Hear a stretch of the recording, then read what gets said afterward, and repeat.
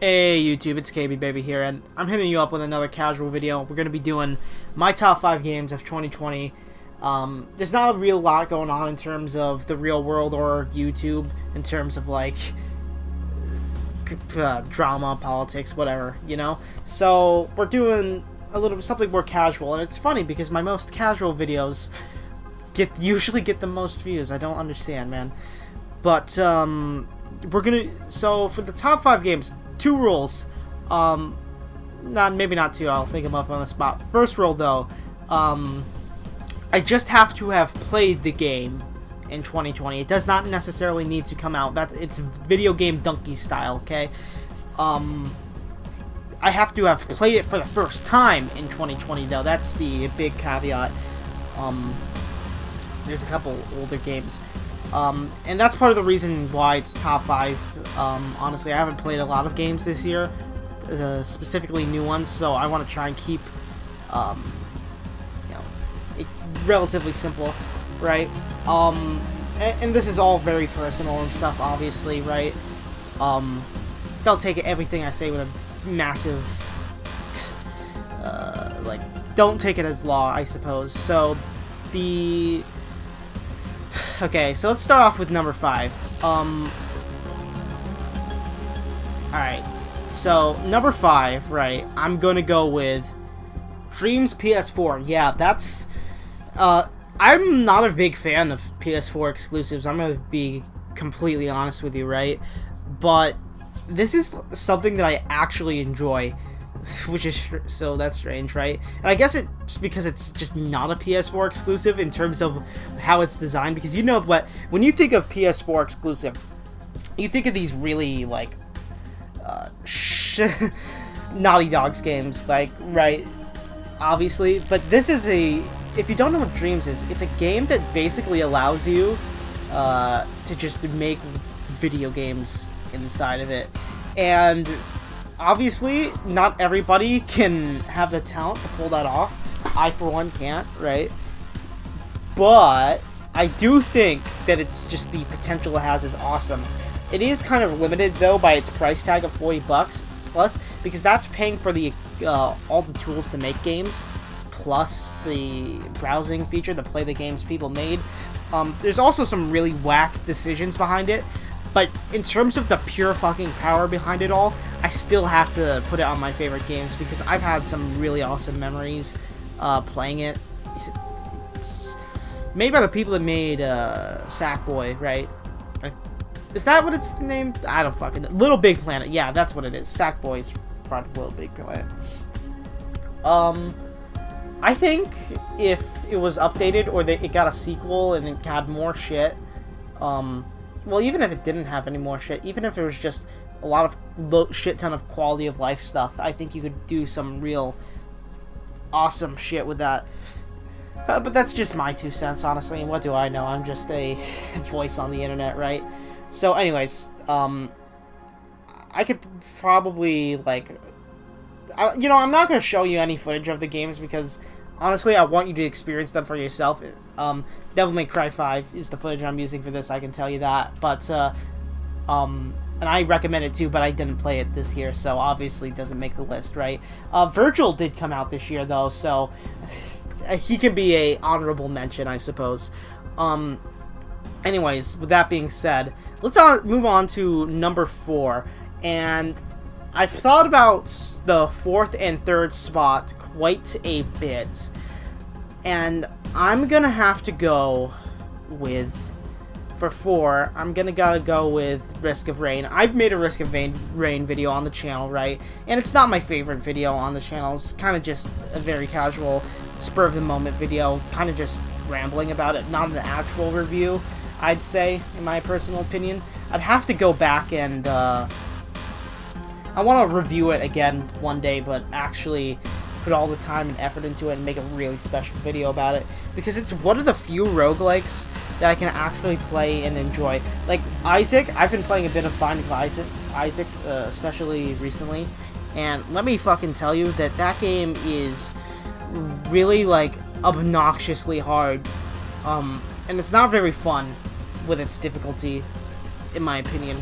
it can be very fucking frustrating when it feels like the game isn't giving you the right stuff, or is just straight up fucking you over, right? And I do think there are some balanced decisions that genuinely just don't work sometimes. Again, that's all just me, right? The Risk of Rain 2 has so many optimizations, so many cool things that you see in other games like Enter the Gungeon and all that stuff. Hades is also... I'd like to compare, like, play more roguelikes and compare them, because I wonder how many quality of life things, like other roguelikes like Hades, also roguelike that came out this year, is really good. I wonder what I could... if there's... One of the things... Okay, I know I'm spurging out here, but Risk of Rain 2 is, like, constantly updated for the most part at the moment. So... I'd like to compare other roguelikes and see what quality of life things that can be added to Risk of Rain 2, you know? That's what I want to get across. I know I had a fucking brain for it, but whatever. It's a great game. I almost have it 100% in Platinum, and I only used the artifacts to get like 1 or 2 achievements, I swear. And the one achievement I have left is the fucking force the hermit crabs to commit suicide one.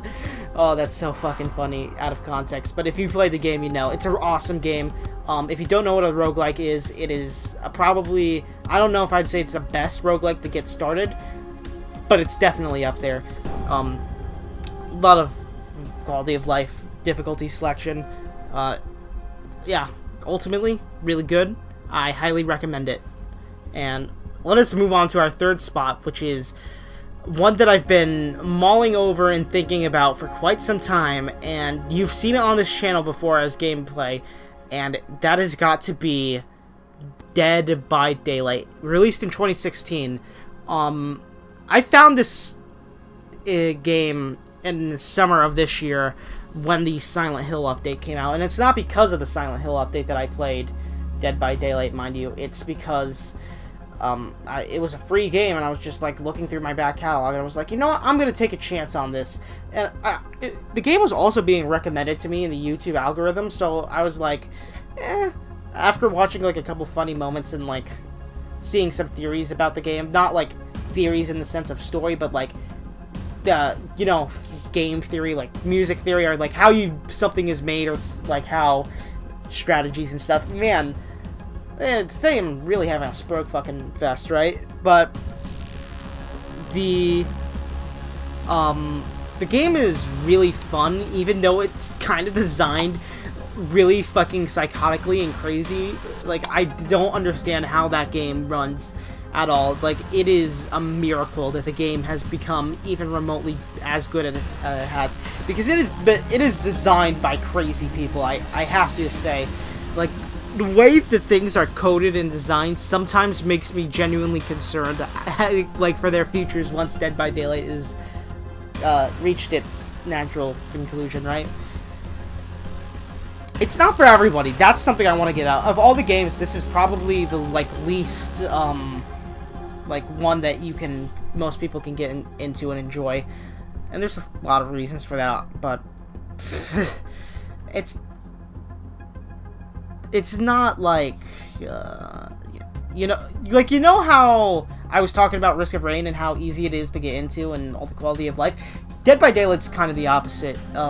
Doesn't really explain all the mechanics all that well. The tutorial it has was made back in 2016. Like, you don't know what the fuck half the important shit is. It's really weird. But all that said, I still think it's a great game. And if you've ever seen the game on my YouTube channel where it looks like I'm a killer and I'm hunting survivors down, that's what it is. Oh man, I'm fucking winded. I don't even know why. I don't know what's been really going on today, why I'm so fucking winded. But anyways, since I've already shown that game on the channel so much, I'm not going to spend as much time on that. So let us now move on to our second spot. What is my second favorite game of this year? Well, I'm glad you asked. And I've given it a lot of thought, and I almost forgot that it came out this year. And there's a reason for that. And because it's technically, in a way, a bit of a re-release, but it is, on a technical level, a different game. And that is Persona 5 Royal. Persona 5 Royal is one of those fucking crazy games in terms of length, because it is 100 hours long. No, base Persona 5 is 110 hours long. Like, I counted. No, I don't count. It fucking tells you in game every time you save how many hours you've put into it. I've played about,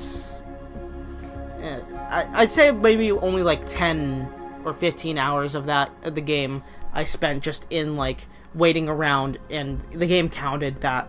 But so even then, that's like 95 hours, close to 100. But with Persona 5 Royal, like, my final playtime was like 125, maybe. Maybe it was 120, I can't really remember, but fuck. I mean, granted, if you skip all the cutscenes and stuff like that, if you don't care about story and characters, Persona 5 Royal is not for you, obviously, right? Many RPGs, I can say the same thing, right? But it's especially true with Persona 5 Royal. Because there are so many characters, it's so fucking character-driven. The Confidant's one of the main mechanics of the game is you get to know people, and you get more powerful for knowing people, so that's kind of how, that's pretty cut and dry, I'd say, right?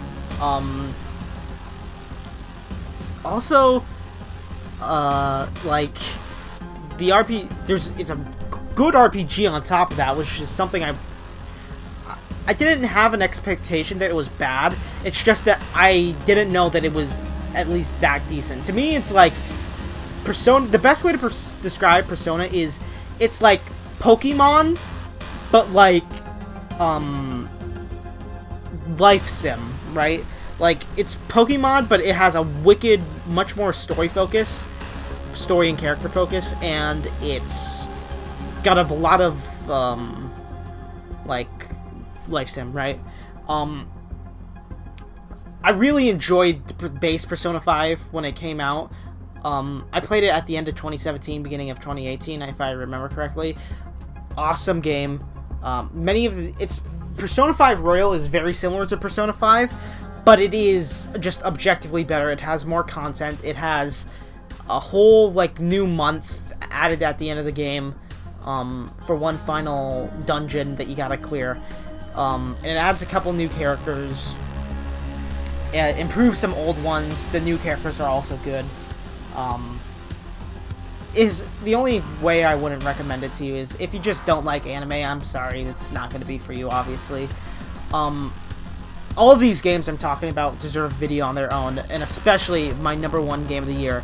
I've made a video about this previously, and if you're a fan of the channel, you've probably seen it because it's like it's my second most viewed video, I think. Maybe, no, it's still my second most favorite video, the Deji videos. Slowly rising, but I don't doubt it will keep rising. So, my most popular, like my second most popular and my first most popular, a game you see on the channel all the time is Doom Eternal. I fucking love the shit out of that game, man. It is so good. It's not everything I've wanted in a video game, but it's pretty damn close, and there's some things that I didn't even know I wanted in a video game that's in it, and it's already got a DLC that's out, and it's fucking awesome, and it deserves its own review and its own, like, personal me gushing all the time, right? But it's so fucking good, dude. Like, it's so rare that you see an FPS campaign that's, like, actually good nowadays. Like, Call of Duty, you know, it's like sometimes the story and the characters are good and all, but like gameplay is what drives everything, and to actually have an FPS game be like, yes, you can make a good campaign, it's so fucking awesome. And I wish more games were like it and offered experiences similar to that. And hey, when I get my gaming PC that I keep talking about, and maybe like in the next couple days I can finally start looking for it. Maybe prices have gone down. People that are also shopping for PC, if you've seen or watching this video, you might be cackling and heckling at my misery, or you might be sympathizing with me, who knows. But yeah, I've said a lot about Doom Eternal, and I don't want to repeat it too much here because I've got other videos, and why talk about it here when I can show my other shit, right? Well, that's not necessarily a reason. It's all mostly because I'd be bored. But yeah, with that all being said, I hope you enjoyed the video. It's a very casual video. Did my disclaimer at the beginning of this video count? I think so. I think, honestly, okay, yeah, it does count, because Dead by Daylight. I originally had Duke Nukem, but instead of Dreams, but whatever. Anyways, I've been KB Baby. God bless your soul. Stay rad. Don't be radicalized. And I am signing out. Peace.